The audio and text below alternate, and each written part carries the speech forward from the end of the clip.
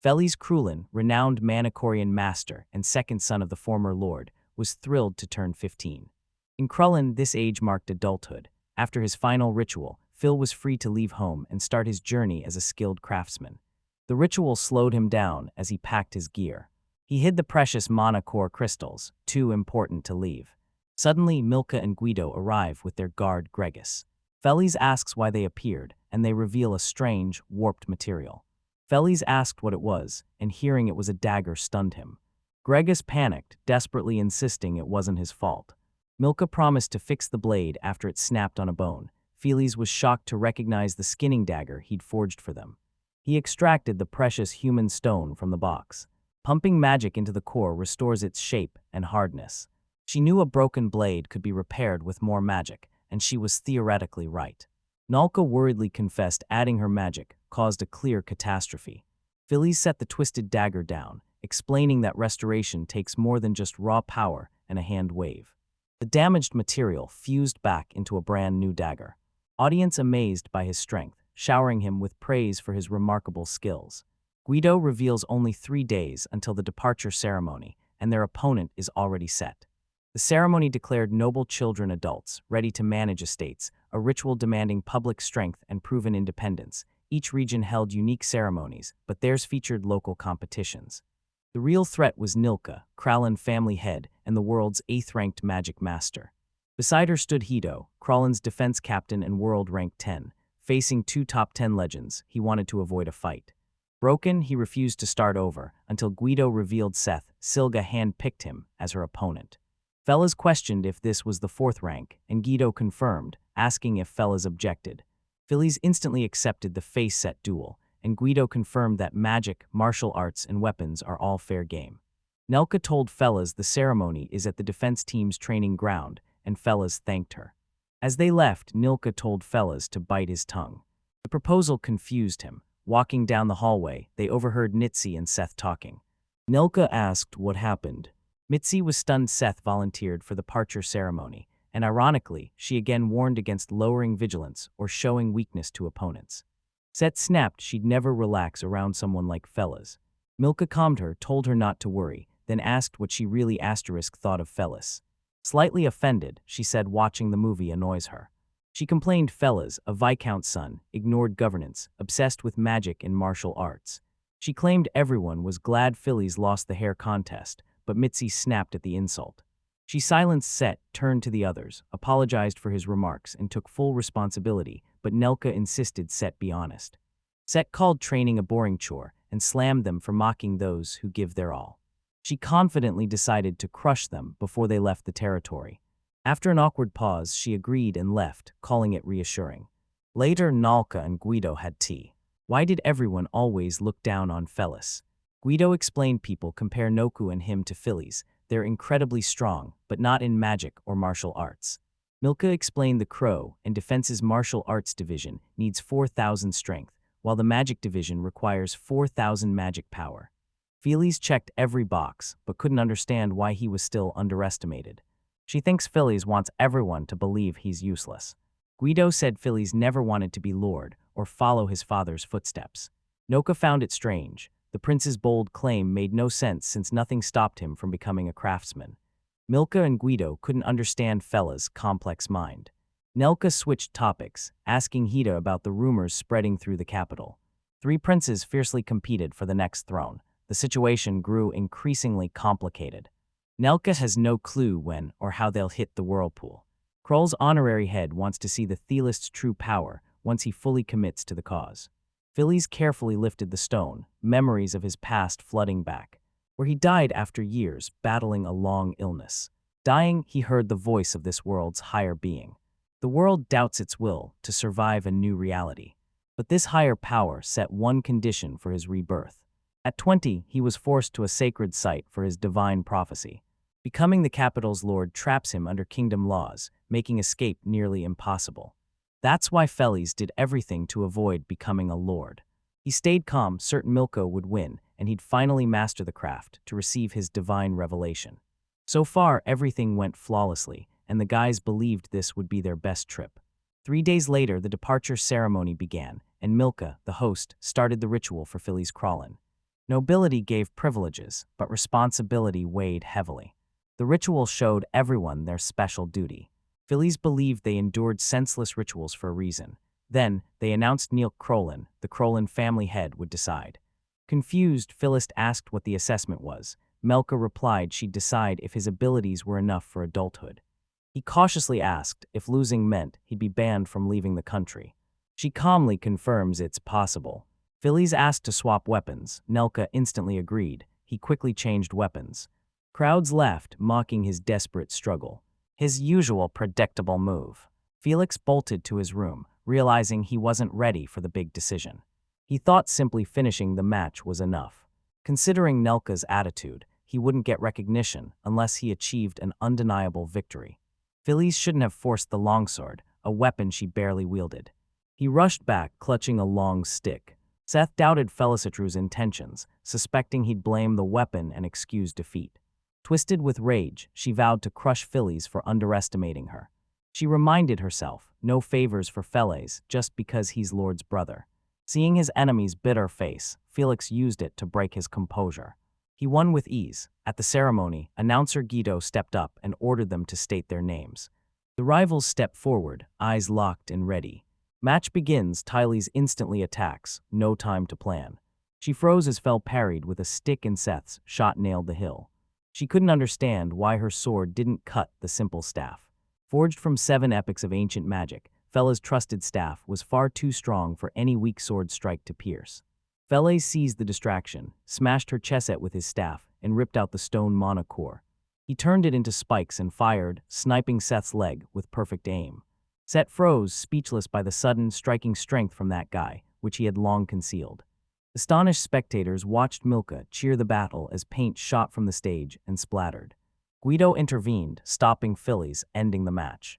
Declaring herself winner, Milka demanded a stretcher and ordered assistants to carry her to her mother's for treatment.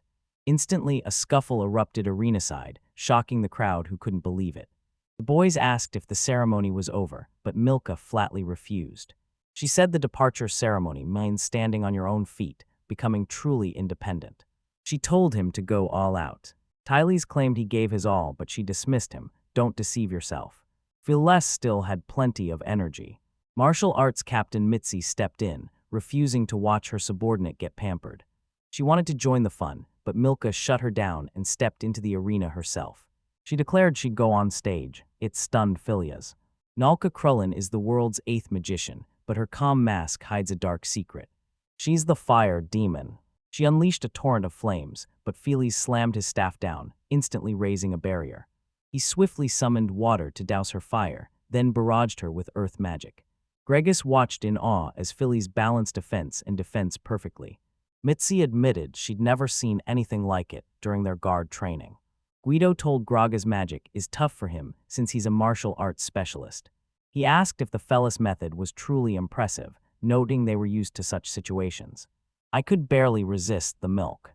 Phyllis activated observation, reading the enemy's moves while healing his wounds. Using 3 forces is exhausting, but he needs to multitask. 10 words, active voice, yes, strong verbs, yes, plot meaning, yes, simple words. He'd be stunned by her critical strike. Milka's surprise attack staggers him as she grins, admitting the fight is actually tough. Phyllis asked why she wanted his true power. She called everyone else unfair. Even if she trains, they won't fight the air seriously, since her father banned her from going all out against Guido. She was itching for a real fight. Phyllis was her only hope, and he was dying to test his hidden power. She insisted he give his all, subtly hinting a cruel death awaited him. Across the arena, Missouri bandaged Seth, calling Phyllis heartless for his cruelty. Fortunately, Seth was treated by the region's heavenly doctor. Missouri told her not to worry, insisting the scar stay as a reminder of the battle. Missouri questioned her decision as a girl, but Seth countered she was a warrior. A massive jolt rocked the room, stunning them as they looked out the window. Surprised, they found Milka and Phyllis fiercely battling, Phyllis struggling with the relentless pace. He'd die if the fight continued, so with no choice, he used the bidden attack, though he never wanted to use it on Milka. He ambushed her with poisonous mist, filling the arena, and Greg ordered Mitzi to evacuate her team. He commanded his wizards to set a solar barrier, containing the poisonous mist to the battlefield. Nelka calmly noted how impressive shadow mages conceal their powers. Gregis warned Guido to stay back, explaining that shadow magic poisons enemies. It's a coward's move, so few use it. It was the best way to weaken Naka's solar magic, knowing he couldn't wield such bright power. He played his hand, even if it looked weak or cowardly. He channeled magic through his staff, grabbed her hand, and infused her with shadow magic as Nulka struggled to break free. She torched his grasp, stunning the guys. Her hand was charred, but she didn't flinch. Unlike the stunned others, he knew he hadn't fully paralyzed her, but her right arm was useless. Despite her wounds, she feels amazing. It's her first real fight in years. She excitedly barraged Feliz, asking how long he'd dodge her, while Greg anxiously asked Guido if they should intervene to stop her. Her determined fight made Guido think she enjoyed the battle, though she initially only meant to test Felis's abilities, understandable since even Guido doubted Felis's true potential. Feliz desperately dodged her relentless attacks. Nelka's heat melted his barriers and healing, but he pushed through, certain his massive mana would outlast her skill. His superior skills gave him a chance to wear her down with shadow magic. He realized he had to decide, was he chasing a fluke or did he truly want to win her over? A milk surge attacked him as she shattered his defenses, making him lose focus, unaware his concentration vanished. Nilka closed in, wreathed in fire, eyes blazing as she admitted Felis did a great job. Dizzy from smoke, Felis's mind struggled for a counterattack, but she burst into flames, attacking and throwing him across the field. Midair, he knew he still couldn't surpass his sister. He realized if he couldn't leave the country, he'd be stuck for another year. He gave his all but still lost. Nulka claimed victory as Tellus collapsed to the ground. Royal Law, Article 192, stated lords cannot leave the country without the king's direct order. At 7, Feliz discovered the law, and his life lost all meaning. As a kid, he barely passed math and grammar. As the second son, the teacher expected only the minimum. When the teacher left, he sighed, a forgotten student hiding his disappointment. To avoid standing out, Fields kept his studies, magic, and martial arts minimal as a noble child, so no one would make him a lord. A healthy body was a luxury, but life was hollow. He only lived for a divine contract, and now the question returned. If he couldn't commit soon. As he sat alone deep in thought, a stranger sat down beside him. When Phillies asked his identity, he saw him and shot back, "Are you Krullen's second son?" He introduced himself as Vessel Balbara, a legendary magic core master. He pulled his magical core, transforming it into a cup to demonstrate his item creation, then told Felis he came to deliver his father's items. Stunned, Phil begged to train as a magical core master too. Wessel reminded him of his noble status, but Phillies argued it didn't matter. He loved creating. He begged Vessel to teach him how to turn magical cores into items. Wessel agreed to train Tellus at his Western workshop, joking that his noble status meant nothing there. Felicity beamed, finally finding a purpose in this strange world. He aimed to create and become the kingdom's greatest master of magical cores. Fellas woke to muffled shouting as his angry father, Bass Krullen, told her to go easy on her brother. Nook intervened, demanding he leave kingdom affairs to her. Boss gave up his throne, claiming he's speaking as a father, not a king. Feelies awoke, Milka told him to lie still. She'll announce the court's final verdict then. Normally public, this announcement isn't. The witness, Krullen's former owner Bosch, alongside his wife Mizura and guard Captain Hido. She declared his crawling qualified, allowing him to leave, leaving Felis speechless. Confused by his defeat, Guido reassured him that fighting Milka with honor proved he was worthy. His parents praised his abilities, and Milka congratulated him, making Felis smile. Days later, Phil finally began his journey, though his injuries delayed him a week. Bound for his master in the capital, he first crossed Mizugaru. As he packed to leave, a familiar voice called out. It was Guido, unexpectedly offering a ride to Mizugaru. Guido suddenly stunned Felix, 3 hours earlier. Felix said his goodbyes, but Misura's mother reminded him this was always his true home. Let's try to be even more aggressive. Despite leaving, he remains Krullen's second son, and Guido said Felix's mother will be their invaluable craftsman when he returns from studies. Bask wants him to craft weapons for the defense. Nelka arrives and warns him never to return. The training is far too brutal. She gave him 5 years to reach an advanced level, but he protested the impossible demand. She brushed him off, ordering him to train hard. They said goodbye. He began his journey. Returning to the present, he was bewildered by the events when they were riding in the carriage. Phillies reminds Jito and Gregis he's going on a solo training trip. The Guardian made it impossible. Jito wouldn't let him leave, claiming they had urgent business in Mizugaru. Greg hands him Milka's letter. Let's see what's inside. Knowing Guido was at the Krallen-Dizaguru joint training, she asked for his help. Feel this and wonder why Gregis is even here. Gregis reported Krallen's order targeted Fellas. Fellas had a choice, then officially left the territory. He flashed the bag, revealing Milka gave him 200,000 coins. The guys were shocked he made a fortune for such a small job. Phillies couldn't argue. Guido admitted he needed the help. The trip was expensive, and they were covering his ride and room. Greg saw the stunning view outside. Arriving at Count Nizaguru's lands, they admired the scenery. Unlike their kingdom, agriculture thrived in Mizuguru. Guido talked about the delicious fruits workers gathered, tried growing them in Krallen, but they wouldn't take root. At the capital gates, guards halted them for a full carriage search. Fellas bragged about his lineage, but the guards saw no crest on his carriage. He flashed his sword, revealing the emblem on the blade. The guards immediately recognized them from Krull's noble house. Phillies returned and asked if the count was notified. Gregis confirmed it. Guards apologized and let them into the capital. Gregis suggested Guido show the family coat of arms, but Guido called it an unnecessary hassle and too conspicuous, while Phyllis confirmed that's its main purpose. Disrespecting guests means severe punishment for the guards, but Guido tells them to just take the blame. Explaining this sooner would have prevented this entire mess. Guido joked Phillies and Dee paid attention to every detail. Gregis bragged about his easygoing honesty, but an annoyed Fellas snapped at them to stay positive. They entered a luxury hotel, but secretly planned to find a cheaper spot later. Guido suggested they enjoy their free time before visiting the Count tomorrow. He remembered the weapon shop that piqued his interest and immediately went to check it out. Needing to shop for Milka, Gregis asked Felly's plans. Felly's suggested they visit a place together. Walking the crowded streets, Gregis asked Fellas if he'd ever visited Mizugur. They asked if he met the Count on his Mizugur visits, but Phil explained his unofficial trips meant he never saw him. He came for rare books, management, and architecture, but mostly to snag those delicious fruits from the alley bookstore. Gregis apologized and left. 3 years ago, Phillies left for training while Wessel closed the workshop, claiming his restless nature forced him to move on.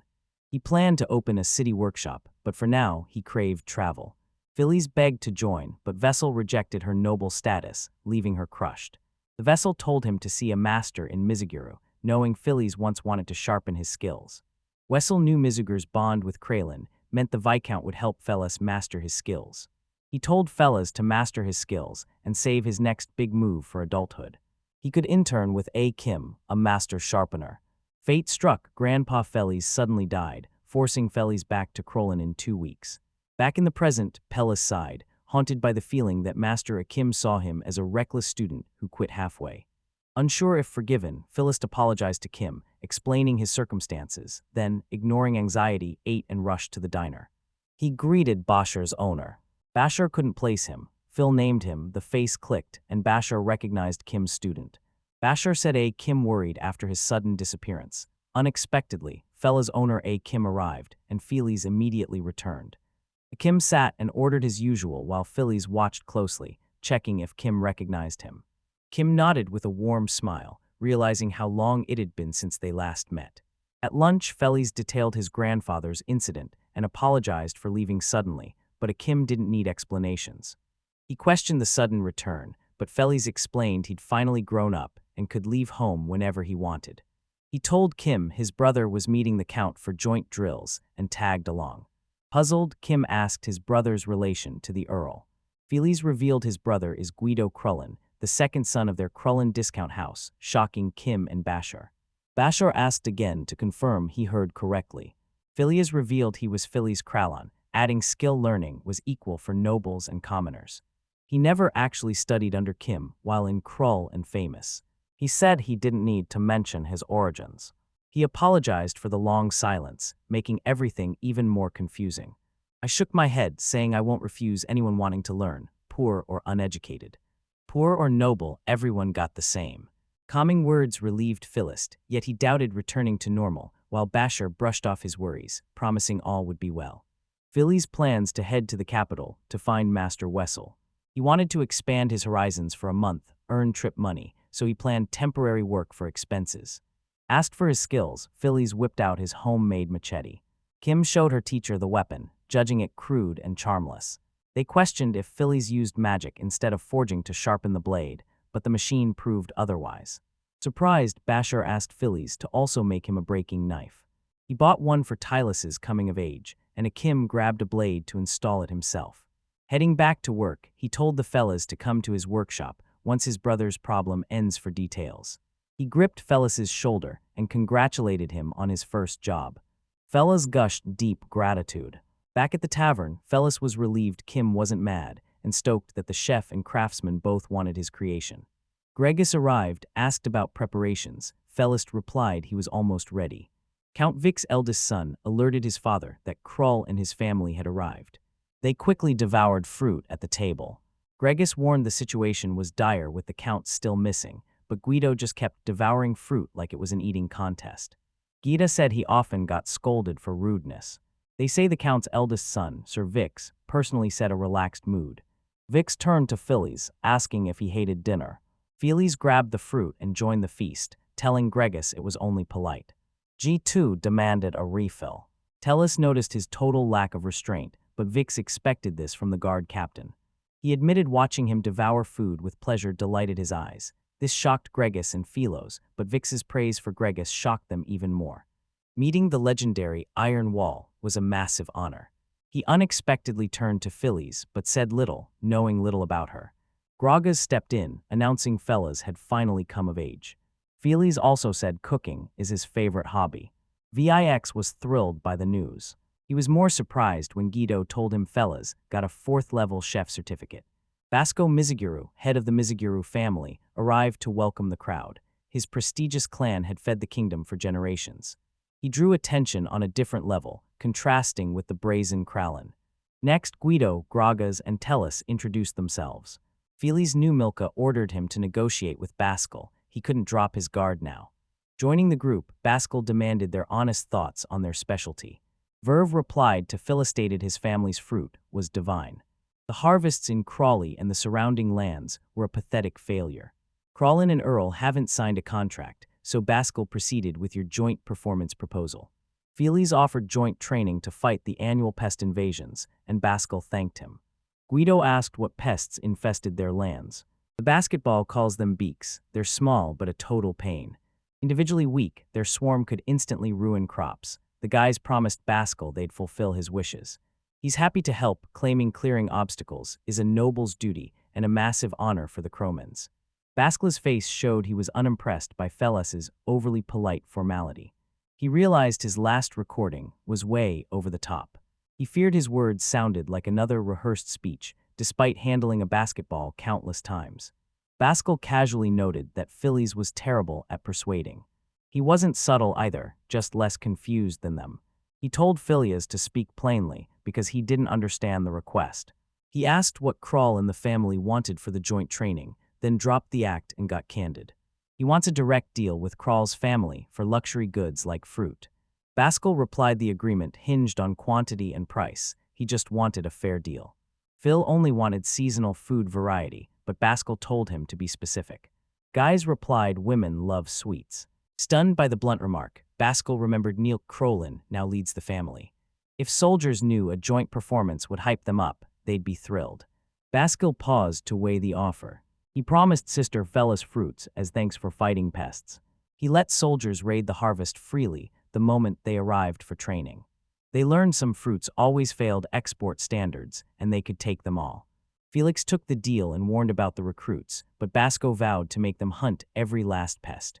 A firm handshake sealed the agreement. Philly completed all Nalka entrusted. He left the estate, his mission complete.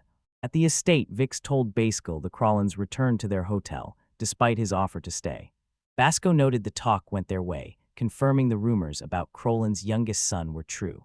He sold his troops for pennies, just for a simple treat for his sister. He mocked Philos's reckless deal, but secretly loved dumping extra stock and using the powerful martial name. He sneered his sisters no better, wasting time exercising for a fruit, calling female lords a strange breed. He mocked them as cute siblings, asking if they thought management was just a game. Vix doubted it, he'd never seen Fellas like that. Meanwhile in Kralin, Bask wondered if Mizuguru's training went well during a quiet family dinner. Noka hopes Kralin's too many peacetime troops hunt pests, not lead Maidel. She aimed to train civil servants, but constant delays forced her to claim they were a trading squad armed to the teeth. Bask declared nobility demands governing 10,000 subjects or paying 100 million bells in annual taxes. His family hit both, earning him a viscount title. He got sweet perks, but the rules were brutal, especially since he couldn't rule the country. He happily handed ownership to Milka, while she joked he was treating her like an intruder. He denied it, saying he got lucky with a talented daughter. Noka admitted she wanted Guido as a figurehead, keeping real power, but understands a female ruler is often underestimated. Missouri told her to wait 10 years, promising that soon no one in the kingdom would dare look down on her. She told Bask his resignation was wise. His luck, charm, and wealth skills would shine without the throne. He saw the perfect logistics, but he was trapped and couldn't move. He sighed in relief, free from the dead end. Nelka wondered how he got such powers despite his reluctance. Misura questioned the deal with Misura Guru, but Bask agreed instantly. He said Mizuguru fruits are delicious, but too expensive. Without goods to trade, mass exports would bleed their bells dry. Nalka suggested a souvenir for the exercises was fitting, also strengthening ties with the Count's family.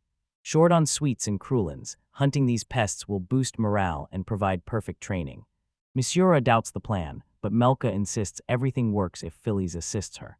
That comment silenced Bask and Viserero, then Bask declared, she's weak for her sweet brother. Misura added she can be misleading, even though she's charming. Parents suspected Phillies influenced the spar, sensing her newfound trust. Milka warns they haven't grasped Fella's full power. She was certain Fellas would blow her away. The next day, Vix led Kralin's residents to the baronial landscape, where Verve fields once thrived, but now ravaged by beaks. Seeing the carnage, Vix cursed the little troublemakers. They devoured the best short crops and reproduced fast. Fila suggested scouting the area, so Vix led them straight to the watchtower. Reaching the tower, Vix points toward the forest, warning that beaked monsters lurk there, ready to swarm the fields for food. Gregus asked how they were doing, but Vix admitted they still had no strategy. He doubted their approach was just catching them one by one when spotted, so Gregus turned to Guido, forming a plan. But Fearless interrupted, suggesting magic was better. Magic lets them dominate the land, herding pests in one direction. They liked the idea, and Vic admitted he hadn't considered it, since their defense relied on martial arts. Greg made the mages his main force, but Feelies warned against fire magic on this battlefield. He advised wind, then water, then light magic. Earth magic is useless since plants are alive, so they can't flip or move beds. Vix knew mountain winds, and a nearby river meant wind-water magic wouldn't damage the area.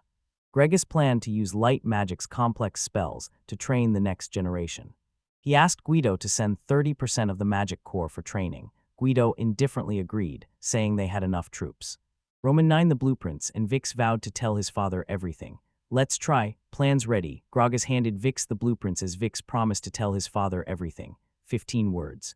The Philistine postponed the strategy, sending troops only after the Lord's approval, and stayed in Visrugriwa as a private citizen. Surprised, Vix asked if Phillies was Krolin's minister, but Phillies said he'd leave once it resolved. Guido revealed Phillies was training as a master craftsman. Philos quickly analyzed the enemy and terrain, picking a strategy to train his reinforcements on their own turf. The verbs offered a great reward. Vix knew Krull's family would gain much with no loss. He finally realized, never underestimate the people you think are simple. Gita said he'd have no major role here, and Greg added he couldn't show his talent with small creatures. Vix apologized for the boring task, hoping to witness the Sword Saint's true power. Jido suggested a fight, the spot perfect, but Vix refused, claiming he wasn't a fighter. He claimed he'd lead Mizuru's defense, but Jido's swordsmanship unexpectedly crushed him. Guido drew his sword, then proposed a spar to Tellus. Philo rejected the offer, and Greg snapped, demanding his brother's cut. Ever since Fellis fought Noka, Guido's been dying for a real match, calling it unfair that Fellis only spars with Milka. Hearing this, Vixx doubted Phillies fought the fire demon Nalka too.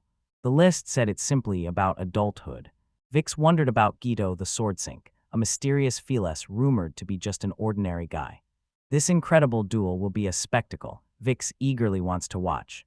Gregus panicked as things spiraled. While Phillies urged him to quit, it was hopeless.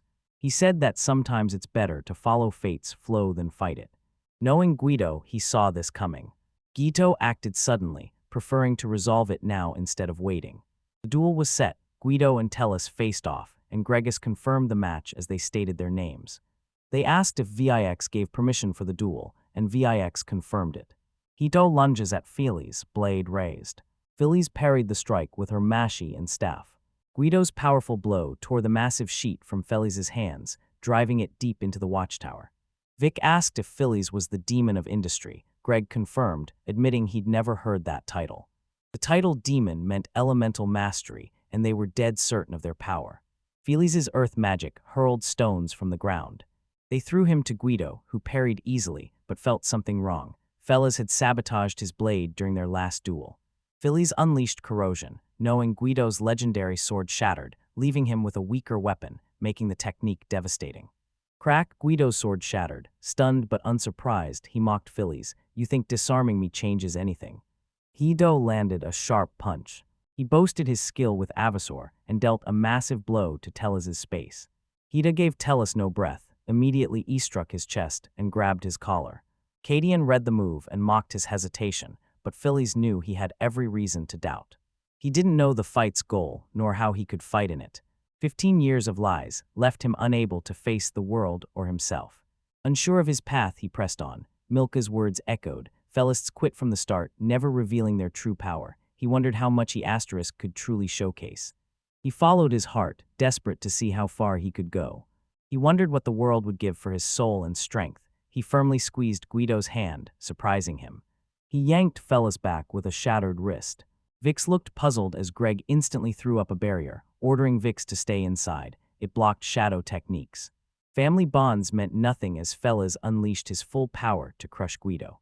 Guido praised Pellis' confidence and asked him to maintain that spirit, but doubted whether Pellis had truly lost his unique ability. He triggered body manipulation and lunged at Phillies with a powerful punch. He landed relentless blows, increasingly troubling Vix and Gregus. Vix saw Phillies breaking down, but Gregus warned Guido was in trouble too. Gregus showed a translucent screen, revealing the residual magical poison surrounding them, invisible to the naked eye. Guido's hit by a shadow technique called decay. He's already hit. If it continues, poison spreads fast, his flesh rots.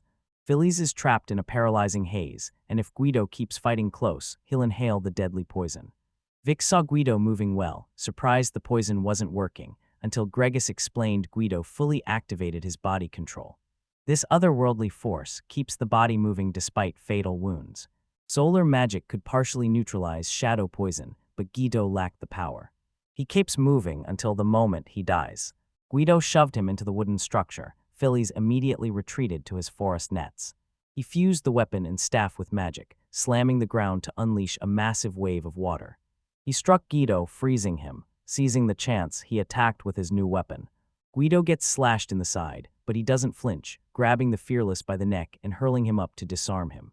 Phillies thought his magic worked as Guido froze, but he couldn't explain the man's massive strength. Guido tightened his grip around Phillies' neck, demanding he admit defeat. Easier to quit now than fight until he drops. Phillies knew healing was too late, and he'd run out of options. Stumped for ideas, he yearned to act. Suddenly, he felt an object in his sleeve. He grabbed a Manakoro stone, carved a spike, and slammed it deep into the wood. Shockwaves through its core collapsed the tower. The tower crushed them before Gregus could act, and he hit his knees, swallowed by the old. The next day, after the brothers' intense sparring, Milka burst through the gates in a rage, finding Missouri tending Guido's wounds. He greeted Milka, but she snapped, turning their family spat into her, smashing the neighboring watchtower. Furious, she called him crazy. Guido calmly countered she was harsh, offering no defense, knowing her rage was deserved. He boasted about his powerful forces as Nelka asked about his condition. Misura handed her a letter from Mizugaru Fizokiana about Fella's treatment. Fellas's body is shattered. Carriage jolts are too dangerous, so he's staying in Nizaguru while doctors monitor his magic damage. Nelka read the letter, certain Phillies was safe. It was then.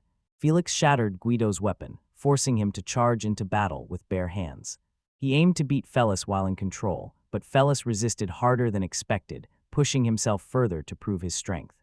Noka coldly held back her complaints due to his injuries, asking instead about the Mizuguru family deal. Guido was asleep, so Noka had to leave. Cut to Tellus, covered in bandages and trembling as he struggles to speak. But when he came to, he couldn't say a word. His throat is crushed, leaving him mute, but the doctor's surgery saved his life. Dr. Charlotte Berry introduced herself, and Vix told fellas he'd rested all day. Charlotte looks young, but she's easily the best doctor in Nizugaru. Her expression hardened mentioning Vix's serious injuries and fractures. She snapped at him for acting careless after she nursed him back to health. She saw Phillies' shocking state after the brother match. Vix called it an epic duel. He saw a true warrior's hope in Felice's eyes. My confusion vanished instantly as he leaped up. But pain surged through him. Charla warned him to avoid sudden moves. Vix praised the fight, noting that drawing against Jito Krullen is tough, even for family. He loved the incredible battle, but Charlotte interrupted. You talk too much. He said he'd give Felix space and time to rest. Vix made Fellas his personal guest and told him to call the staff for anything. Leaving the room, Vix's sincere words still moved Phillies. He always watched from the sidelines as his siblings found success, but he knew if he gave his all, he could win. Fighting Milka proved his faith was pure arrogance, and he knew he'd just gotten lucky. Touching their ankle filled him with pure joy. Meanwhile, on the other side of the capital, Milka summoned Gregis and ripped into him for his massive mistake. He apologized instantly. She revealed the Count knew about the watchtower's destruction, but didn't suspect Fell's poison lingered at the Amia site. They secretly buried Tellus's toxins, and the Count's magic-ignorant eldest son thought the poison just vanished. Gregis said Basil prioritized Felis's and Guido, pushing the Guardian's destruction aside. Baskal worried for them, demanding their treatment come first. Gregis saw no genuine concern in Baskal's eyes. Nuka realized Nizugaru is ignoring the tower incident and compensation just to build the Kralin force. But if the buried poison's truth got out, everything changes. Mizugaru's main industry couldn't risk soil pollution poisoning their crops. Gragas admitted the pollution site was far from fields, so a minor leak wouldn't seriously damage, even if almost impossible. To avoid a grudge with Mizuguru, they use sunny magic to kill the threat before Basketball notices. She announced she's joining the training and ordered Gragas to get everything ready. In Mizuguru, the guys learned core basics from Vix, who explained Master's handle cores uniquely. He first sculpted a rough shape, then refined it with details. Vix was obsessed with magic until Charlotte burst in, scolding Phillies for overworking his mind. Phil is told his body will get sluggish if he rests all day. He insisted he was fine, but she knew those deep wounds wouldn't heal in 3 days. She froze, realizing his injury healed and his voice miraculously normal. She banned him from pushing himself until he fully heals, and banned Vix from the room. Vix apologized, telling Phillies. He sent the letters to Bashar and Kim as requested. After Vix left, questions rose if Charlotte was tied to him. Her family of elite doctors served the Counts for generations, and she's known Vix since childhood. Realizing Fellis was a nobleman's son, she apologized for her rudeness, a detail she'd missed because of Vix's casual vibe. Tellus dismissed her concerns, saying he couldn't interfere if Vix agreed. He noted her accounting job meant she met foreign nobles, then warned her about Kingdom's Law, Article 99. Phillies explained that a century-old law still lets nobles execute commoners without trial for insulting their honor. Central nobles, proud and arrogant, easily exploited their power, perhaps without realizing it. Her face darkened, knowing everyone in the city knows Article 99 by heart. She asked about his medical knowledge. He calmly said he had basic. Charla realized his insane recovery speed came from a hidden force, wondering if it was his secret healing ability. He explained healing treats wounds, but bones sometimes don't fuse right. This healing power rejects unhealthy conditions, making it perfect for mending broken bones. She noted treatment drains magic, worsening conditions if misapplied, yet he perfectly balances healing and magic use. Phyllis confessed he does it subconsciously. She wondered if the maid Missouri Kralins sparked his sudden curiosity about his mother. Charles beamed, claiming she knew the heavenly Dr. Misric Roland, a master of all medical arts known nationwide. She just started magic medicine, hoping Mizuguru and Kralin's partnership lets her study under the heavenly healer. Phillies doubted Charlotte thought the man truly wanted to teach, adding he'd attended her lectures. Charlotte envied him. I'd dive into new spots without a second thought. Nelka's carriage reached the Mizuguru farm, where Guido and Felice fiercely sparred. Stepping from the carriage, she ordered her team to stay put. She was going alone. Reaching the spot, she knelt, checked the ground, instantly feeling the poison lump beneath the surface. Using her powers, she neutralized the poison, while dreading the chaos her brothers promised next. She slumped, magic drained, realizing the poison was worse than expected. Her powerful magic barely coped. Elise was worried, but once the fight started, she didn't hesitate. She never expected Felice to be this reckless. Final check-on she did not expect, from Felice. Lost in thought, a sudden alarming scream pierced the air, catching her attention. She sprinted toward the sound, instantly realizing it wasn't her soldier. Stepping forward, a sinister rumble shook from behind the cliff. Low on magic, she blasted her final lightning bolt behind the cliff. When the noise subsided, she moved to find the commotion's source. Her soldiers arrived, reporting the flash of light. Milka brought a wounded person to Trihissa, revealing the attacker wasn't ordinary. A powerful figure lurked deep in the forest. Milka reached the Count's mansion to tell Baskel about the forest incident, only to learn the injured was a key link for Nizgura's defense.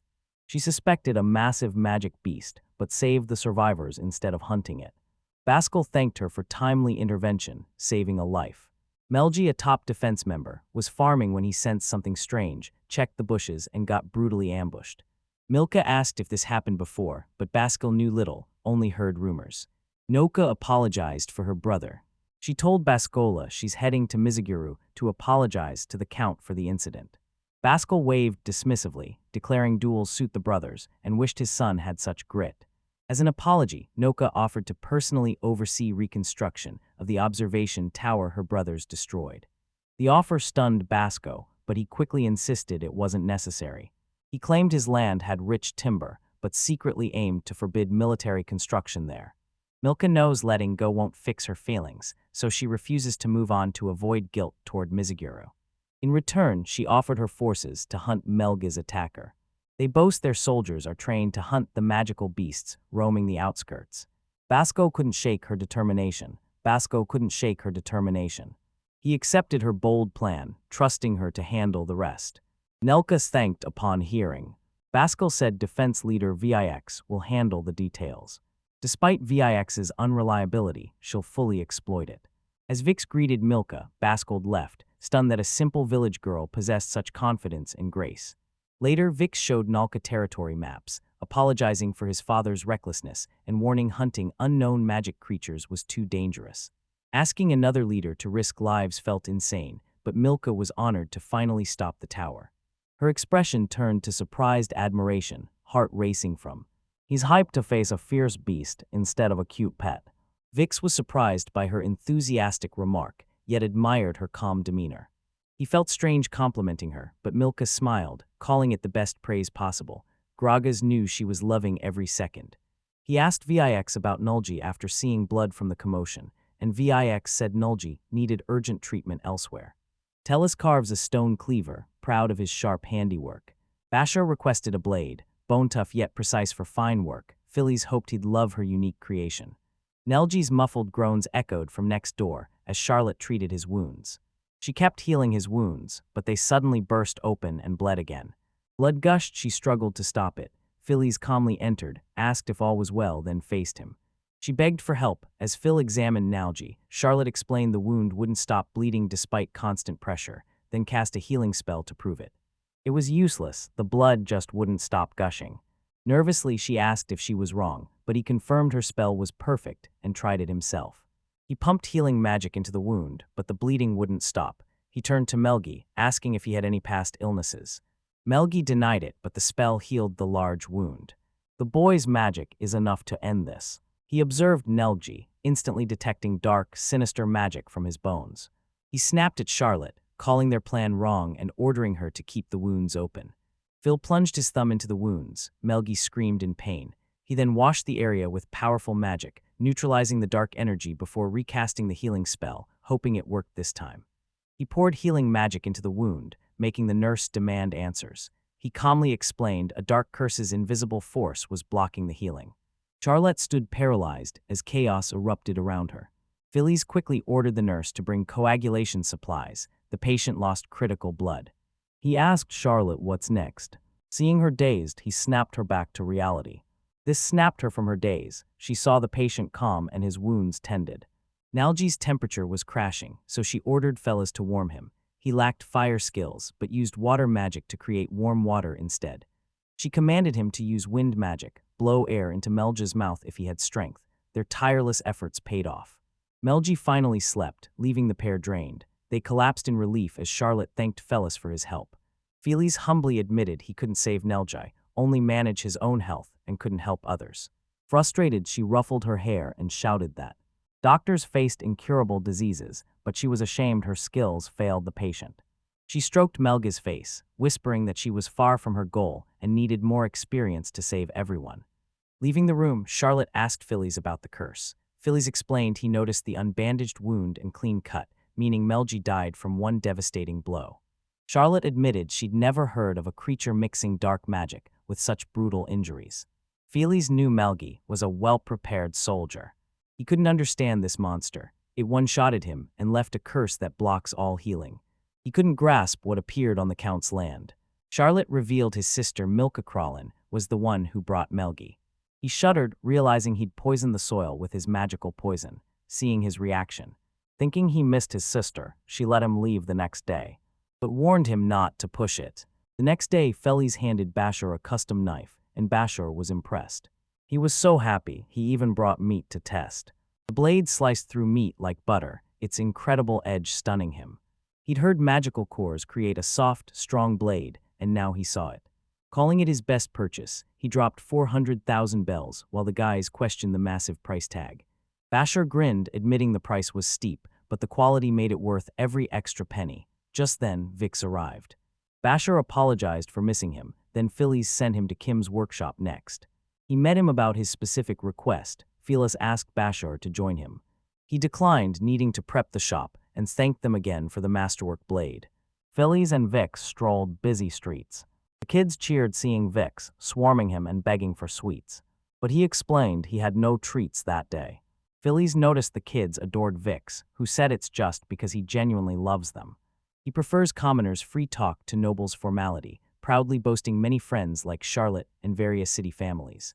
He dreams of ruling a nation where nobles and commoners live in peace. He admitted his father dismissed it as a mere dream. They faced the magnificent workshop. Phillies saw Akim's massive workshop lived up to his reputation as the best Nizugu Ruz master, but when Fella pounded on the heavy door, no one answered. He knocked again, thinking Kim was out, when a rough voice called from the workshop. Headgate gates parted, a strange figure emerged, demanding they identify themselves. Bikel won't tell them he's overwhelmed with work and not taking new tasks. Phillies wondered if he was Kim's student, but didn't recognize him from her training 3 years ago. Backing Al, she stated they weren't there for a job. He told Bakel he called the workshop, asked Master Kim, but Bakel coldly replied he'd never heard of it. Vic calmly stepped in, saying he'd handled this before. They told Buckle about upcoming massive military drills and the unit's urgent need for vital equipment maintenance.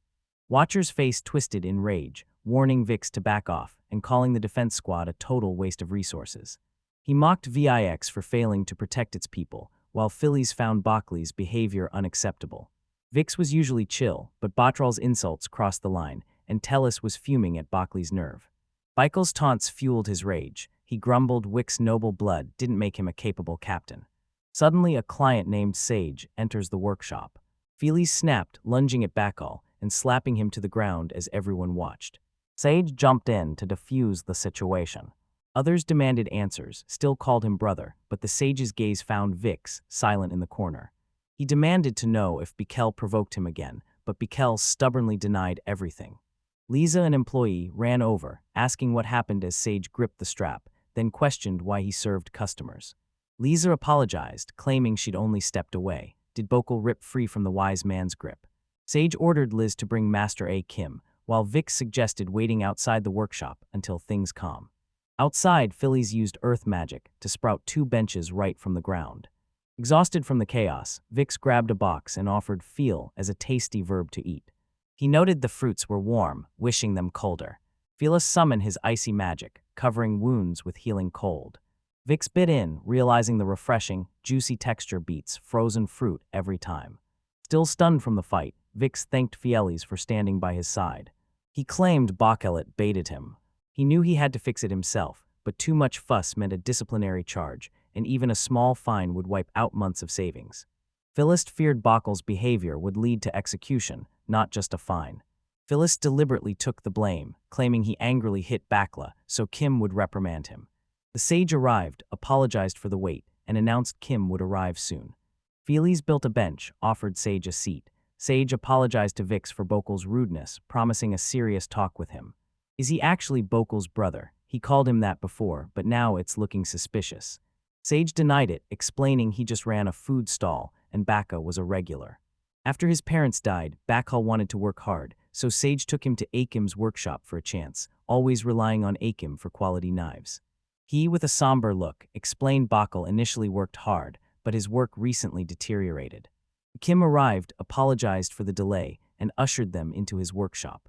He gestured Vix to sit, then faced Sage, discussed details with Lisa, the knife handled as requested.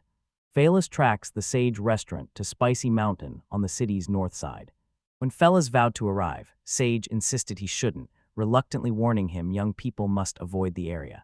Thugs have overrun the area, and someone pulls Tylus aside to talk. After their meeting, Phyllis rushed home, shaping stone monocores into weapons. He recalled the forging method, ensuring a straight blade with material for sharpening.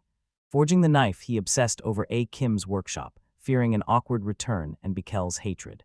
He spotted Manaston's flaw. Scattered thoughts broke his magic. He refocused his energy. He contained the power, funneling it through invisible openings in his fingertips straight into the stone. Phyllis savored the results. Nilka arrived, praised him for his quick, impressive changes. She never expected him to care about wasted magic, but he explained small leaks, tolerable in the workshop, still frighten or shock nearby people. Seeing her gear, Phyllis asked if she was leaving, sent 2 others along, and asked if he knew about the Mizugaro forest threat. He knew she'd eliminate the threat before training, warning her again to be careful. Nilka sensed dark magic and demanded answers, and the beast calmly admitted he broke the victim's curse. Rumors claimed the beast had large paws, but with the curse near the bone, he suspected its effect was limited to the horn's tip. 14. If I cut 11 words, I'm cutting more than 5. Let's try to cut exactly 5 words or close. He crafted an elegant manicore hairpin for her, then declared the trial would end soon, especially with his powerful sister. Smiling at the gift, she invited him to join her, Gregus, and Vix. Soon they reached the desolate place where they attacked Melgi, and Milka asked Fearless for an update. He stayed silent, offering no response. He ran his hand over the ground, saying he'd feel the beast move nearby. She suggested it was either still or gone. Worried it was only resting, he asked Vix to find nearby caves or hiding spots. He said there's a place where stones collapsed and stayed untouched. Piece these fragments together, and they've got a real home. He brought them to the spot and reported a strong earthquake 2 years ago caused the wall to collapse. It turned into a heap of debris, riddled with deep cracks. Nelka doubts a magical creature is buried under this rubble mountain. Gregus and Phyllis agreed to pay off the rubles slowly. Suddenly, Phyllis and Gregus magically clear debris concerned, while Milka carefully chats with Vix, questioning Vix's extensive recon experience. The Count's guards rotate roles constantly, so he even handles scouting since anyone can fill in for each other. The founder wanted to avoid specialization, so she tried it herself. Vix warned the defense squad rivals the central guards, so they must build their own power instead of relying on help. Nelka didn't ask to be an expert, but understanding others' work broadens perspective, relying solely on strength breeds bias. Blasting the rubble with magic, Phyllis checked Greg's side, but he reported nothing unusual. Phyllis suggested combining their magic to push the massive pile aside, then she asked Vix for permission, and he granted it. Nalka worried it'd take forever, but Fielis insisted they go step by step. Feely's board offered help but indifferently admitted she lacked earth magic. He says routine work fits them. Gragas thanks him, but Fellas knows it's not a compliment. Fella then realized she just said work outside their specialty broadens horizons. Nelka stood up and asked Fellas if the enemy used a curse. He confirmed she raised her hand, firing lightning straight at the collapse site.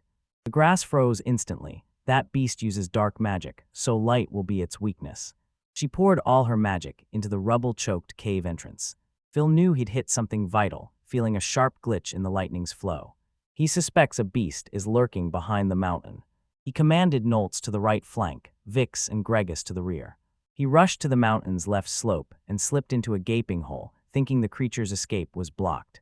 Deep in the cave, he faced a terrifying four-legged dragon with massive horns.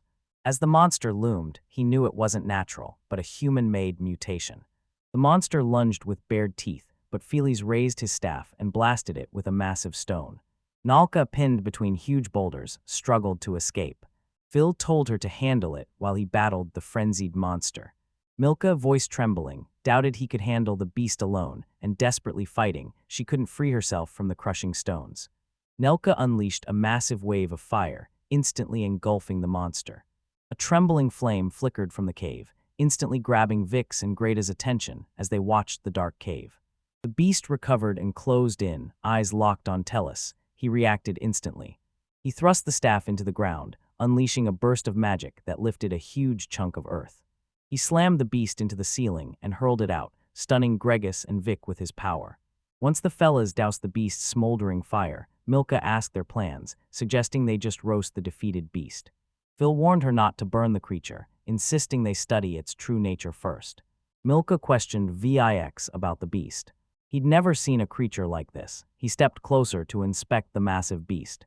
He runs his hand over strange skin stones, realizing they've fused with the creature's tissue, not just embedded, but accidentally merged. Magic surged unevenly through the monster's body. Phillies heard legends of scholars giving beasts magic for war, but couldn't confirm if Mizuguru did the same. Milk called it tiny, shocked such a fierce beast wasn't way bigger.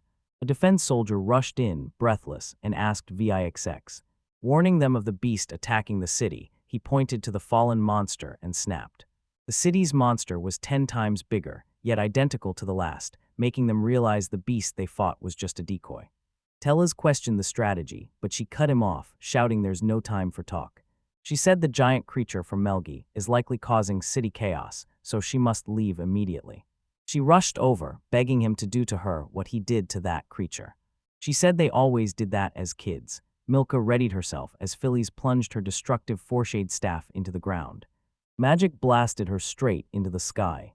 Phillies said at safe altitude, wind magic takes them anywhere.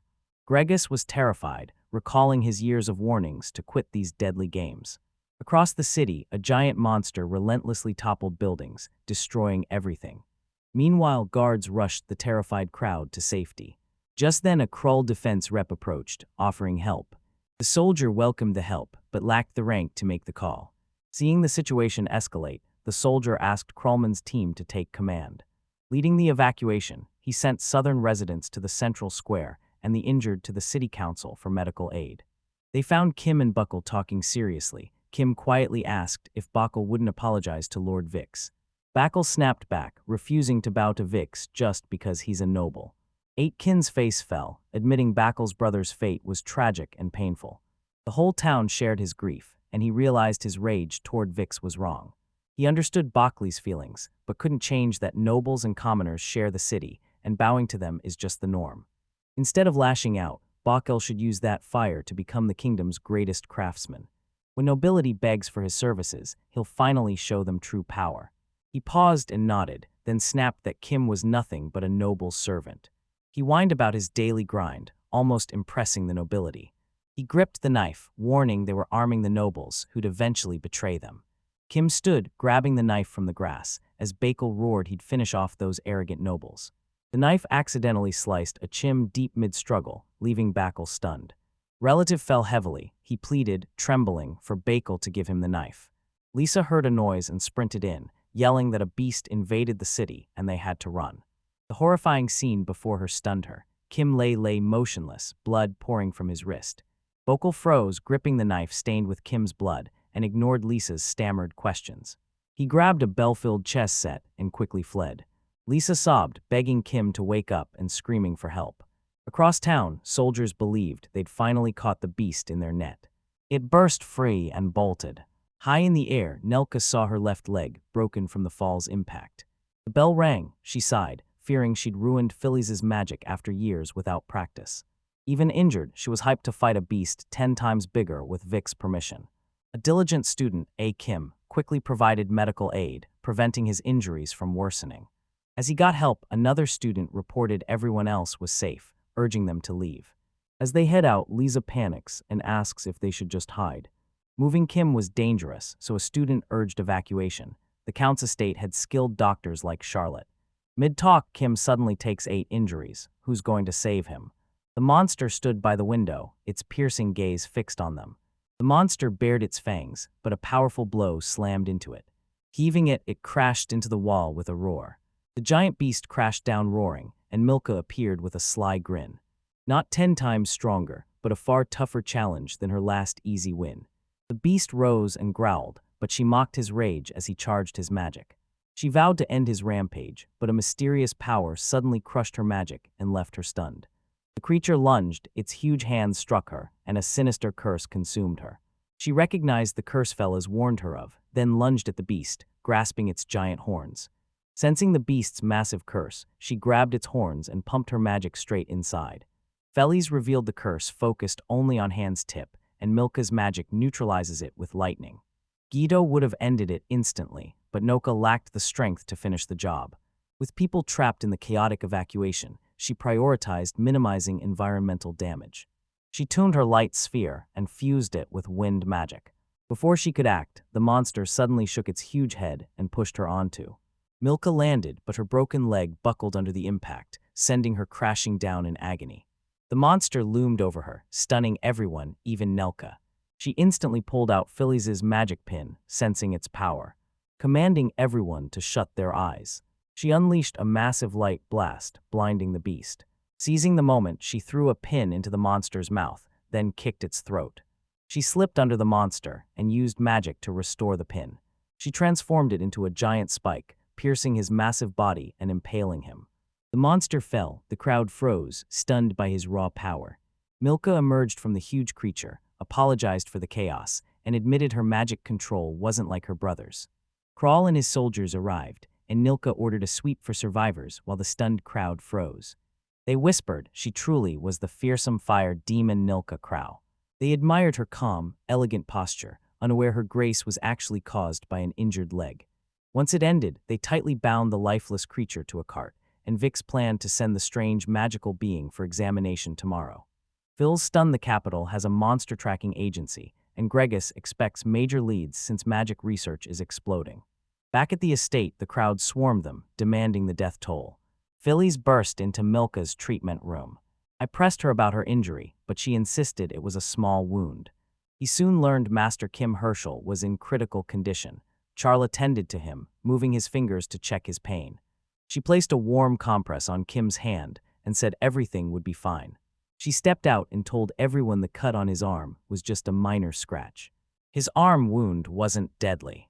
Rehab kept him functional, but Phyllis flinched at his master's condition and blurted. She asked if the charlatan knew how vital touch was for a craftsman like Kim, but admitted it was unavoidable. The wound was in a bad spot, and his body made magic healing impossible. Kim insisted an animal attacked him, but Charlotte knew the wound was from a sharp blade. She demanded the truth, and Lisa answered through uncontrollable sobs. Bakel knifed Kim, stole the workshop's money, stunning fellas. He leaped out and squeezed through the nearest window. Activating magic, he hadn't seen Bakel in ages, but sensed his presence nearby. Activating his observation magic, a sudden wave of anxiety gripped his mind. He wondered if this tragedy resulted from his excessive interference, or if he should have acted stricter. He replayed the moment, desperate to find any way he could have stopped it. He shook his head, shaking off anxious thoughts.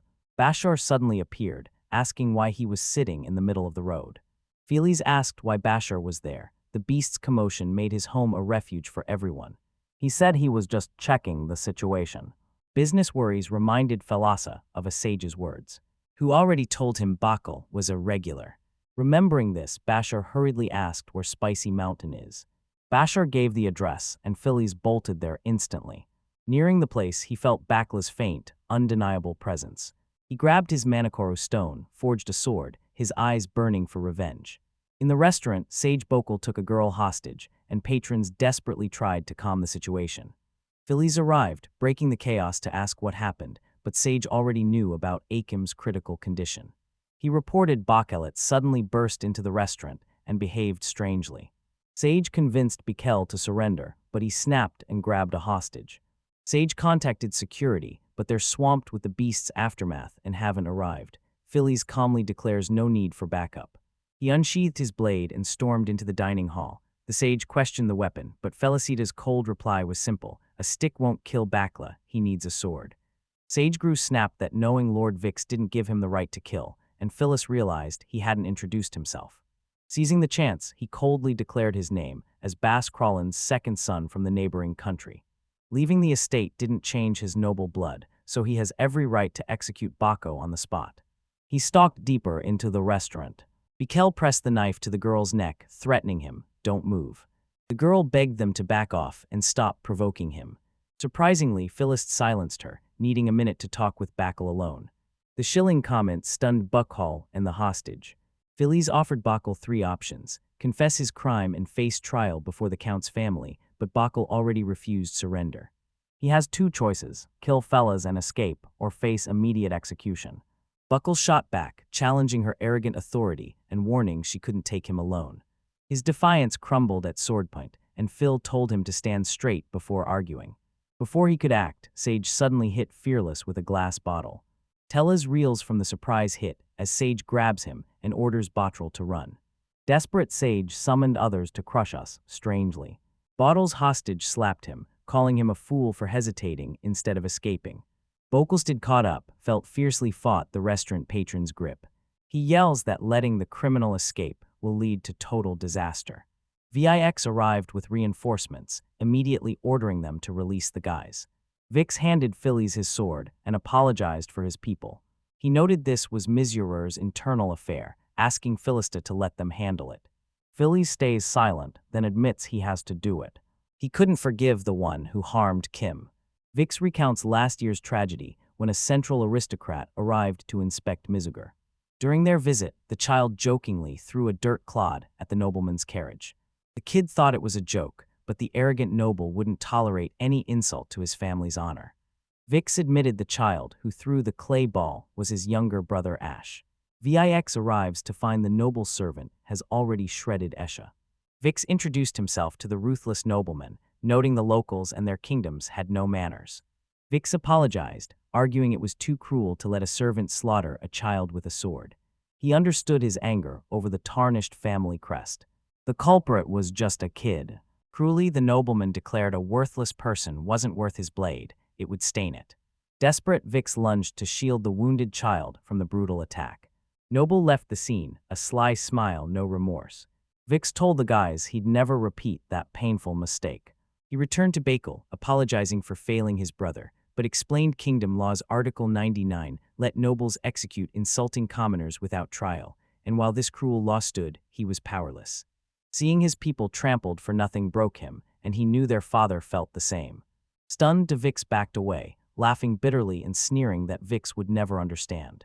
He demanded why Esh dared throw dirt at the nobleman's carriage. Vix reeled in confusion. Bokel reveals Vix frequently inspects the lower town. He gently played with kids, gave candies, never lost his temper at their antics. Vix simply said he loved them. Bakel said gentleness taught Esh not to fear the nobility. Wix's candy and games tragically fooled Ash into thinking every noble was this kind. If they threw dirt at someone like Vic, he won't overreact or let them test his patience. Bakela's voice rose, fearful and accusing, blaming Vix for his brother's tragic death. Vic's true dream was to be a humble noble who loved the commoners. Tears streaming, Buckle begged Vix to stop his selfish meddling and leave their lives forever. He thought Vix should have warned him instantly if aristocrats were so dangerous. If they just wanted to murder innocents, he should have avoided them from the start. He snapped they aren't just tools for your noble ego. Mid-speech, a sudden strike drops him motionless on his back. Sage rushed over, asking if he was dead, but Phillies reassured him, just frozen. He leaves the rest to Vixhnd. Fellas stepped outside. The moment's crushing weight made him plunge his sword into the ground and visibly tremble. Charlotte sat glumly before Milka, reliving the horror Vix brought Ash, his severe injuries shocking her. It was over, his small body was shredded. Through his battered face, his eyes glow with a fierce will to survive. His gruesome injuries made her instantly puke. She wondered if those eyes begged for help or a quick death, but she was helpless. She ran away from her patient, a shameful act that became the doctor's lowest point. Since then, her legs shake seeing mangled patients, but not out of fear. But her helplessness suddenly surged with impending doom. Charlotte crumbles in grief. Nelka unexpectedly suggested studying with her mother, revealing she was Kralen's respected celestial physicist, the legendary Miss Misura Kralen. Stunned by the offer, Charlotte questioned Milko's choice. Lacking medical talent, she admitted she couldn't save Kim. Nilka said Charlotte must grow as a doctor to conquer her doubts, needing an experienced mentor for true knowledge. Nelka credits Felis's wisdom, believing if wounds heal, everything else follows. She admitted Charla cares for patients. Her compassion made her the perfect doctor, Nate thought. Milka proudly admits she likes Charlotte too. Only her mother could teach her advanced medicine, and she admitted they both hoped Charlotte became a renowned doctor. Milka's sincerity moved Charlotte, who grabbed her hands and begged the heavenly healer to train her. Minutes later, Nilka walked down the corridor and found Felis alone in the garden, looking miserable. Milk avoids thoughts swirling in his head about what he could have done differently. A divine presence watched over them. Someone might know the righteous path, but she doubted Felis would follow blindly. They gave him absolute confidence, a path to never stumble, but she wondered if he'd live so easily. She told him to forge his own path, even if he stumbles or looks foolish. Leaving, she asked him to put down the sword. It was impolite in the estate. While soldiers cleared the fields, Baskel told Vix that the criminal Bakel was finally arrested. Vixen told him the trial's starting, but Kin, the victim, wants leniency, so the sentence might be lighter. Basco warned history repeats itself. Vix argued talking to commoners was normal, but Basco snapped, reminding him he's the master's son. Bashal insisted Vix dedication was the problem. One death drove a brother to crime, losing a master's skills, just as a defense soldier arrived. He reported Kralen and the South repelled the beaked creatures and asked for orders, as Vix withdrew with the soldiers. Basclum saw younger generations, believed commoners and nobles were equal. But he argued society isn't ready for these ideas, insisting they only play their assigned roles within strict limits. Vix realized they had no choice but to follow their assigned roles. Walking through the forest with the soldier, Vix realized the capital's arrogant nobles shouldn't dominate simple folk. Despite their brutal world, his soldiers praised Krullen's skilled masters. He said they killed many beaks. Vix remembered he and the soldier were childhood playmates. The soldier called Vix's name. Over time, the address became a formal, detached Lord Vix before he even noticed. That's why he truly loved children. To them, nobles and commoners were the same, so he played the kind big brother, handing out candy to everyone. Vix now painfully understood Bakel, spoke the painful truth about what. He wasn't being kind, he was escaping his lonely power by exploiting those innocent kids. Grief-stricken, he wiped a tear, hid his emotions, and moved on, cut to the prison. Bakel and Kim sat in a tense standoff as Bakel's voice shook, calling himself a fool for the destruction. He regretted not studying. Smarter, he could have lived better, even as an orphaned mess. A soft, firm voice cut through his self-criticism. He admitted his huge mistake, knowing lasting pain awaited. Kim realized sharp objects were strictly banned in prison. Bakla was thrown off when told he wouldn't be spared if his prison skills got rusty. Bottles demanded answers, but the guard cut him off. Time was up. He flashed in and out, leaving Bokel's head bowed. Kim met his old student Felis, who questioned why he'd ever mentor someone like Bakshil. A relative joked he'd never accept Bakla, knowing the trouble he'd bring. Taking Bakala made him a teacher for life, a duty Felis will only understand once he trains his own students. Annoyed, Felix refused, and Kim teased him for acting so informal. Felis drew his handmade knife. Kim handed over the forged part, promising no blade attached. Felis knew Kim's intentions. The knife deliberately had no cutting edge. Eyeing the knife, Kim asked if Felis was crossing redirect territory to reach the central region. Felis confirmed travel plans, so Kim sent the dull knife to his son in Radaruk for repairs. When Felis insisted, his son studied at a top Radarik workshop, but with his hands failing, he called him home to take over the family business. One relative knew his son's laziness as a master's son would be intolerable to the student.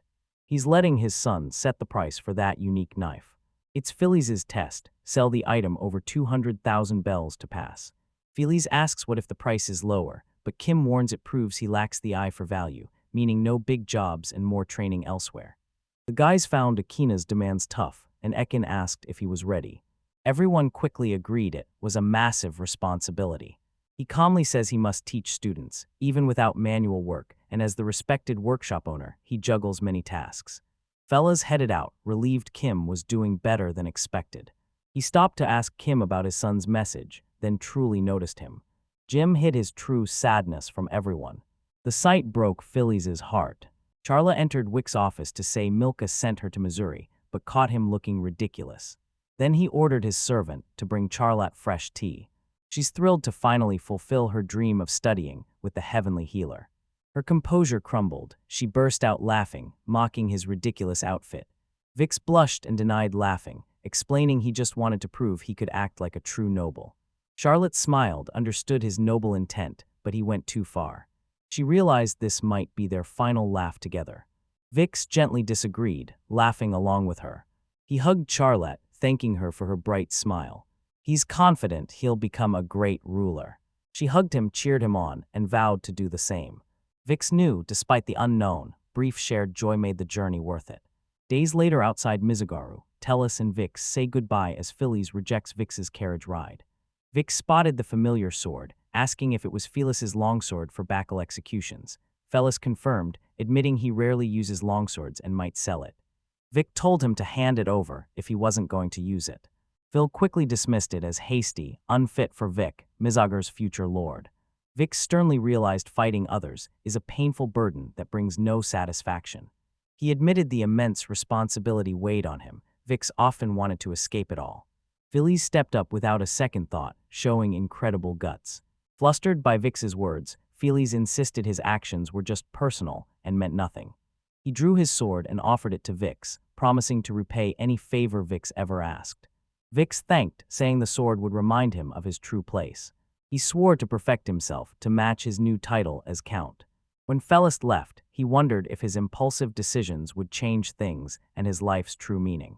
Doubts aside, he pushed toward Radaruk, hoping to finally reunite with Jest after years apart. 7 years ago, in Radaruk's capital, Phillies began an 8-year noble education with other students at the esteemed academy. The instructor announced 6 months of grueling lectures where rank and status mean nothing. Radaruk became our friend, but his twin Vera always kept her distance from Felis, even during his rare meetings. The instructor slammed their sloppy stances, barking that every noble must master the long sword. Phillies asked for another weapon, admitting he struggled with long swords, but the instructor rejected him and joked. He doubted Avero was his twin, their powers were nothing alike. Avera unleashed incredible strength and precision. He disarms and finishes him instantly. Her friends praised her and brought her a cool drink. A shy academy girl stepped up and handed Vera a handkerchief. A friend explained she's an acquaintance who wants to befriend Avera. Instead, Fellas tells Jess his sister is still wonderful. He refused the next light magic lecture, finding it difficult, preferring shadow magic. He agrees, admitting their ancestors' rules are nearly impossible to follow. Fellows sighed, tired, realizing it was real. They honored ancestors who mastered lightning and long swords. Ceremonies were tradition, but he believed everyone needed these skills. He sighed, never understanding why untalented kids are forced into magic or martial arts, yet their unique thinking intrigued him. Vera hissed, demanding why he'd waste time on a loser like Fearless, warning that mediocrity is a contagious disease. Feelies was offended by her harsh words, but the tension vanished when they apologized for Vera. The Radaruks bonded with Tellus over grueling swordplay and light magic, but he couldn't connect with his twin, Avera. Later, Fellas strolled the streets, heard commotion from an alley, and surprisingly, found the gentle academy girl. She suffered under Avera, the idol she loved and desperately wanted to befriend. Please provide the line you would like me to rewrite. Your previous input was an AI's refusal message, not a sentence for me to process. He jumped in, covered the girl with his cloak, and demanded Era explain her malice. Vera recognized him, calling him her brother's pesky shadow, then demanded his name, stating she was just sorting out that impudent girl. Phillies didn't know the whole story, but he stopped her, demanding a verbal warning instead of violence. Irritated by his meddling, Vera warned him not to interfere if he knew nothing, and he couldn't command without an introduction. Fellas introduced himself, asking if his name alone changed her mind. Avira mockingly thanked him for his politeness, then proudly introduced herself as the eldest Marcus' daughter. She demanded his title again, but Phillies reminded her that status is worthless here. Evera remembered the talk, but insisted equality only applied inside the academy. When the program ended, she could act against the Krolin family however she wanted. Fellas surprisingly let her have her way. They said she only complained against weaklings, and she was livid. She slapped his face, then a strong chest blow knocked him down, leaving him gasping.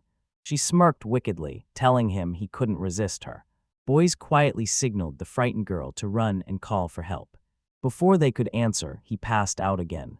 A brutal blow, blood splattered on her immaculate shoes. She recoiled in disgust. He shouted his blood was too dirty to spill near hers. Phyllis couldn't understand why she'd humiliate the girl as discipline. He scoffed. The girl demanded they join her faction, but she was useless.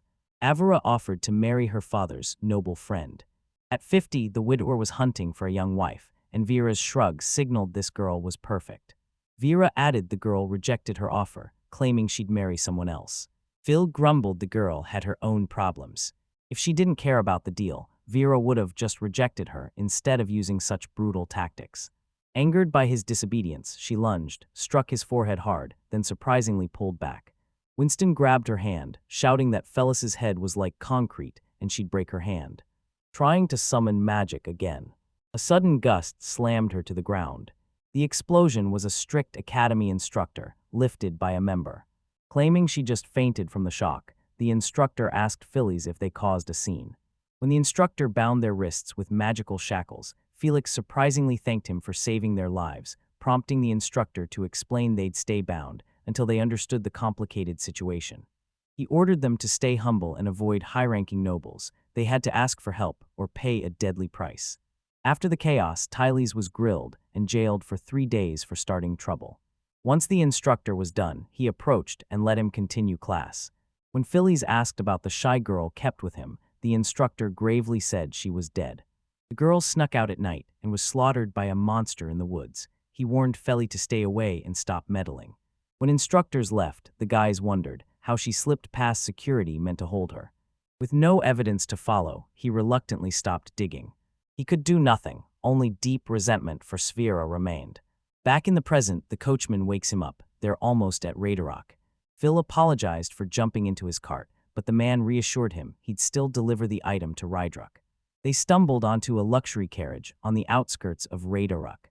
Fellas gaped as Jess leaped from the carriage, beaming with joy, and warmly greeted him.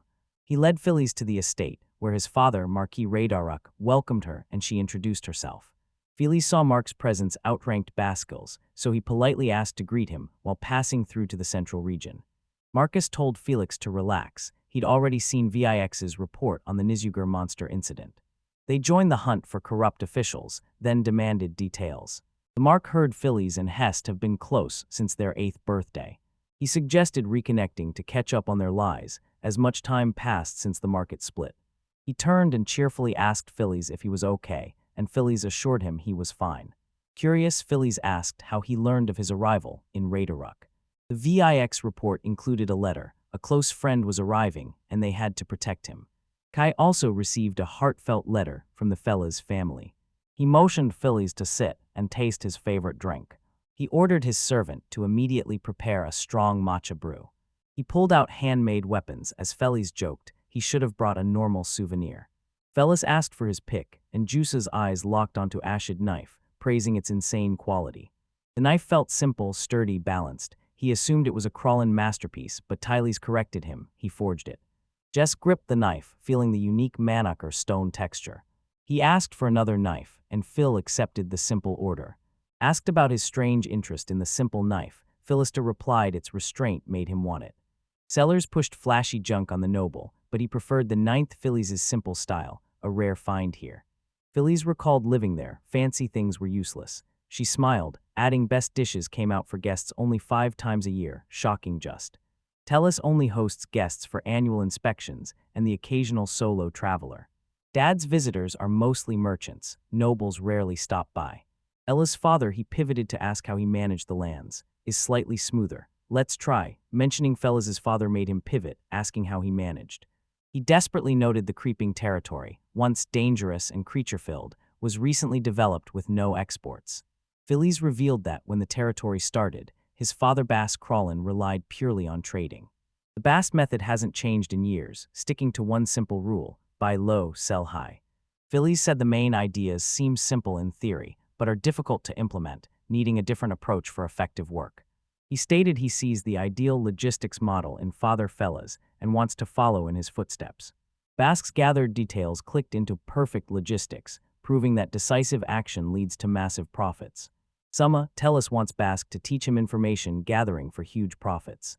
He paused, then asked if Basque would actually teach him management. Telus confirmed, people often seek their Boston expertise. Watching him work, Tyles was shocked by how seriously he managed the territory. Felix heard rumors Lord Vane was chosen heir to the marquisate. Confirm it. His brother handles magistrate duties, but he'll personally manage the territory's complex problems. Felix warned him if he wore Bass shoes, think carefully. Boss had a uniquely strange character. Even one lesson from Basque would be a massive win. Resilience was a core feature of Chernobylness. His face darkened, remembering his siblings were free to follow their desires. He was the only one who wasn't bringing income to the family. Hearing Vera's name, Fields' face twisted in disgust, refusing to even look her way. Justin revealed Avera surprisingly joined the royal guard. Pharaoh claims Avera ignored family affairs and is now totally out of the business. Fellas asked about royal guard entry. Justin said you need 7,000 total strength and 2,000 individual. Requirements were strict, but Avera crushed them. Phillies knew his brains could land him in the royal guard. He noted although not a prestigious job, it was better than nothing. Smirking, he called Fellies' grade insane and asked how she was performing now. He proposed a special strength meter, then ordered a servant to bring it. Phillies questioned Rivera's sudden move to the royal guard, asking if she'd ever mentioned it before. It's just revealed this is all from the so-called talent search. This months-long journey gave the participants a ton of new experiences. But that year's intel failed its main goal. Just 3 joined the royal guard, led by Captain Ray Daruka. Far aside, she knew she'd hear management's complaints again, but for now, she focused on her new recruits. Vera walked in and apologized, saying her father and brothers were too busy to meet her. But Farah politely waved it off, saying everyone had been kind enough. She knew real work mattered more than formalities. Seeing the servant's measuring device, he sharply clicked it. She kept asking why, until the servant revealed it was for Jess's visiting friend. When she coldly inquired, the maid said it was Bass Crolin's second son, Phillies Crolin. Avera immediately recognized Phillies. She ordered the servant to kick him out, but hearing Marcus came to greet Tellus only fueled her rage. Ferris overheard the talk and noticed the matching last name, suspecting he was Guido's brother. Avery raged, demanding why Marcus left Captain Farah waiting for an insignificant Phillies. The bewildered servant insisted it was a brief exchange, then quietly slipped away. Vera grabbed his hand, vowing to take the strength meter to her brother herself. She faced Farah, eyes blazing, declaring she'd introduce her to her brother Jess. Phillies sipped the warm matcha, stunned by its unique flavor. I'll explain its healing properties. It warms the body, relieves fatigue during tea. Phillies asked Jess to explain the instrument's force.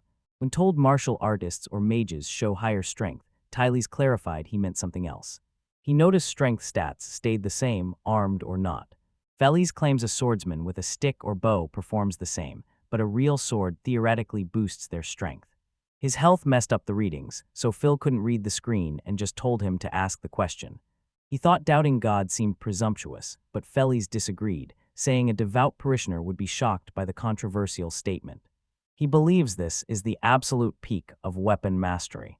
He admitted they could only speculate, no reliable way to verify answers.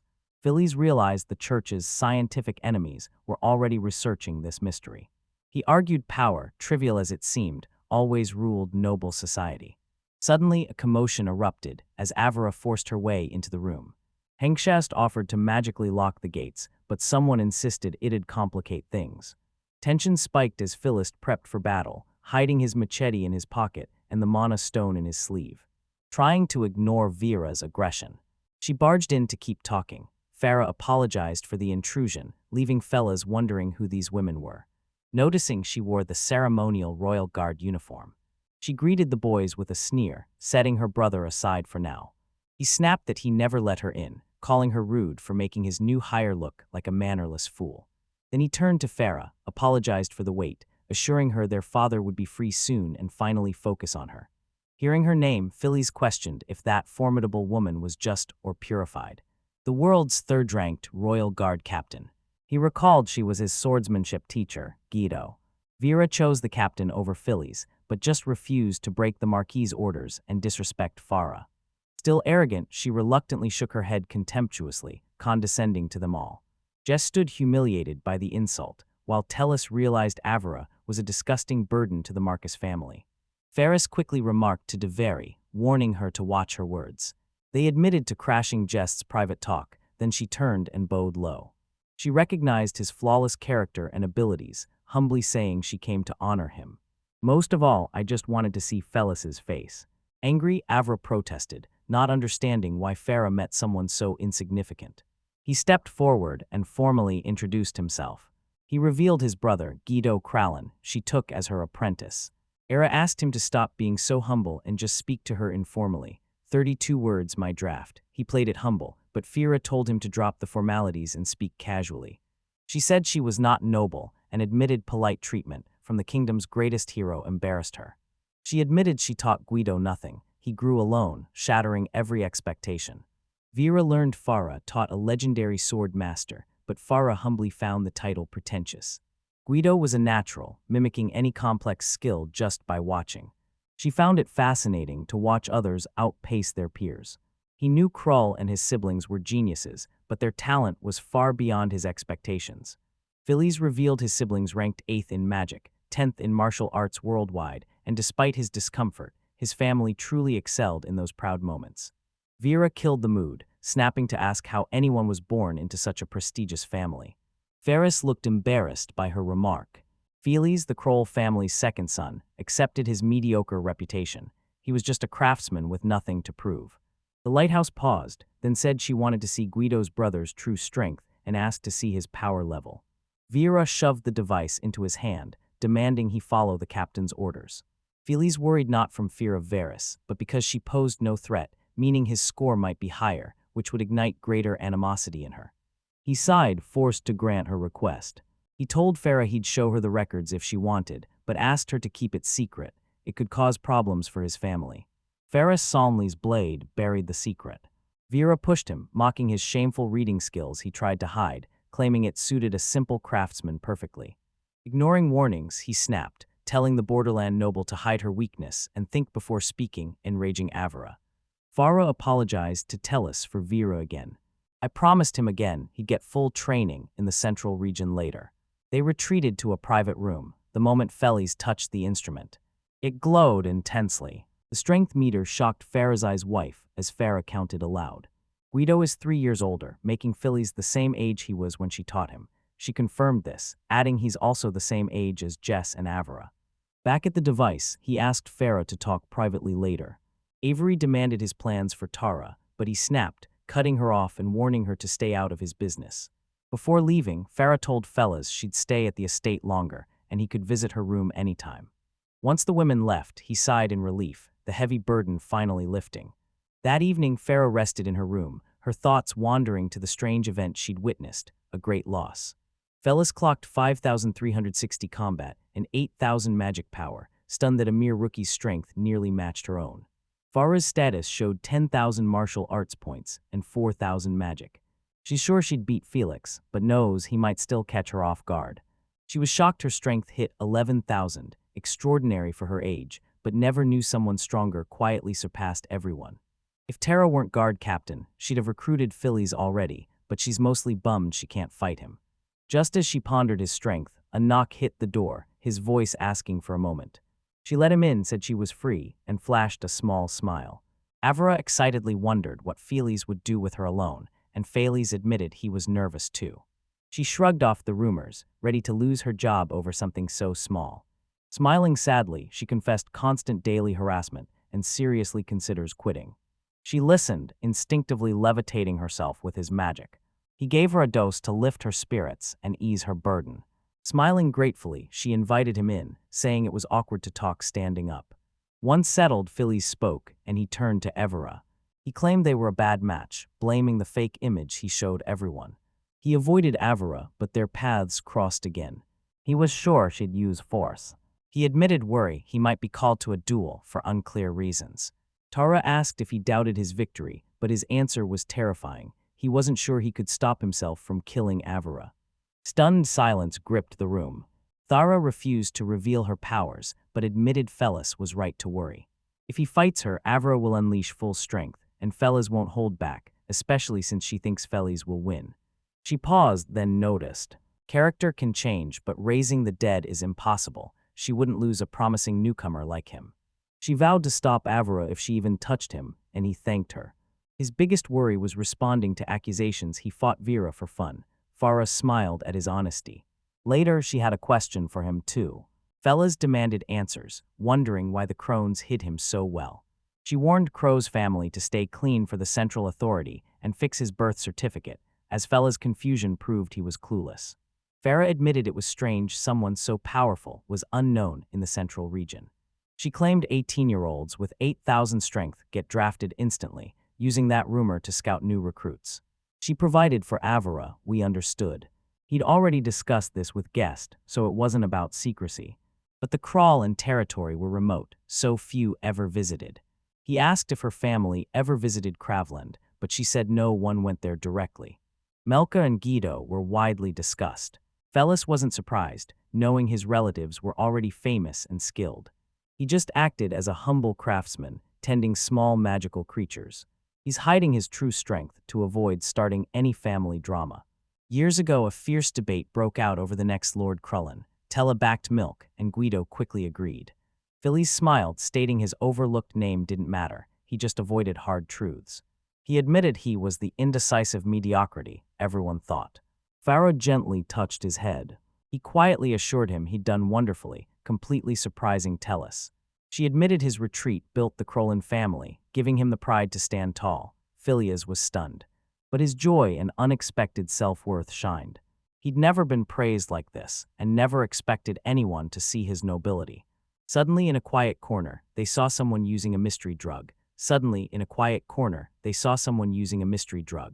He muttered he'd soon ditch his burdens.